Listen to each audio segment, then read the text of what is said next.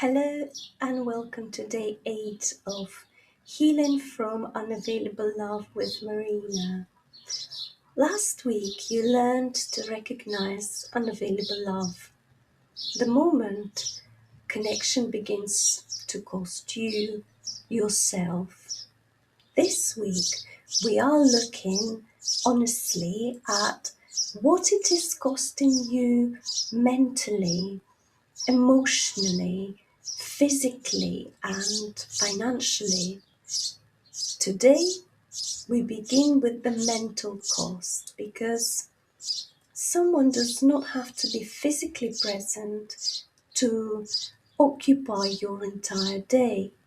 They may be absent, silent, or getting on with their life while you remain trapped in conversations that have not happened, answers you have not received, and possibilities that may never become real. As you listen, notice how much mental energy you are given to a romantic relationship, workplace, or friendship that still cannot meet you. The conversation ended hours ago, but inside your mind, you are still trying to make it end differently. You replay what they said, you analyze what they meant, you imagine the perfect response and rehearse what you will say when they finally call. Perhaps you're trying to understand how someone can say they love you while repeatedly making you feel unwanted. Your body may be at work, driving home, or lying in bed, but your mind is still inside that conversation, searching for the words that will finally make them understand. And while you're trying to reach them in your mind, you are becoming absent from your own life. Really tell yourself the truth here. What are you still hoping to make happen by replaying that conversation? How many times a day do you check your phone for someone who keeps showing you that you are not their priority? You hear a notification and your body reacts before you know who it is. You check whether they have read your message, whether they are online, whether they have viewed your story, whether they have replied to somebody else while leaving you unanswered. One message can lift your mood, one silence can destroy it. Your day is no longer being lived according to what you need. It is being controlled by whether somebody chooses to appear. You may call it waiting for communication, but what you are repeatedly experiencing is uncertainty and rejection. I'm curious, when did their attention gain the power to decide whether you were allowed to feel peaceful today? If the working day has ended, but your mind is still trying to earn their approval, you have not truly left work. You replay the meeting, you question whether your idea sounded foolish. You wonder why your manager praised somebody else but barely acknowledged you. You check emails during dinner and prepare for conversations that may never happen. Perhaps you work harder, stay later, and accept more because you believe Your next achievement will finally make them recognize your value. But the recognition never comes or never lasts long enough to make you feel secure. The workplace may only pay for your contracted hours, yet it occupies your evenings, your sleep, and your self-worth for free.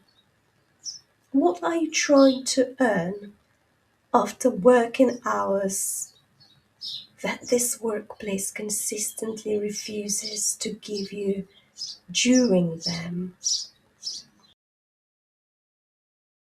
A one-sided relationship and friendship can make you spend more time analyzing the connection than enjoying it. You wonder whether you said something wrong. You make excuses for why they did not invite you, call you back, or ask how you are. You examine changes in their tone and compare how they treat you with how they treat everyone else. Perhaps you keep writing messages and deleting them because asking for more feels needy, while receiving almost nothing is somehow supposed to feel acceptable. The friendship occupies so much of your mind precisely because it gives you so little certainty. You are continually trying to solve a relationship that the other person is barely participating in. I'm a little confused. Why are you carrying the responsibility for understanding a friendship they are not taking responsibility for maintaining? While you are mentally chasing someone unavailable, you may be emotionally absent from the people who are actually beside you. A friend is speaking, but part of you is waiting for a message. Your family wants your attention, but your mind is replaying what happened at work. Someone offers you genuine care, yet you cannot fully receive it because you are preoccupied with the person who withheld it. This is one of the quietest costs of unavailable love. It does not only take your energy away from you, it takes your presence away from the relationships that may genuinely be able to meet you. This next question is important, so take your time. Who is receiving less of you because so much of you is still waiting for someone else? They are living their life while you're mentally postponing yours. They go to work, see friends, make plans, and sleep at night. Meanwhile, you're waiting for clarity, recognition, and apology or proof that you mattered. You tell yourself you will relax once they respond. You will move forward once your workplace acknowledges you. You will stop thinking about the friendship once you understand what happened. But your peace keeps being placed on the other side of something they must do first.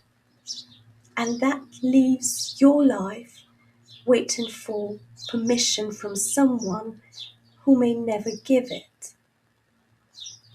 If your mind no longer had to wait for them to provide closure, what would become possible for you to choose today? Today, do not only count the messages, arguments, or disappointments. Count the hours you spend thinking about them, the conversations you rehearse, the sleep you lose, the moments you miss the people who are present. Ask yourself, how much of my life is this taken, even when they are not here? You do not have to force yourself to stop thinking about them today. Begin by noticing what every thought is trying to obtain: reassurance, recognition, certainty, an apology, or permission to move on. Because once you recognize what your mind is waiting for, you can begin questioning whether they're truly the only person who can give it to you.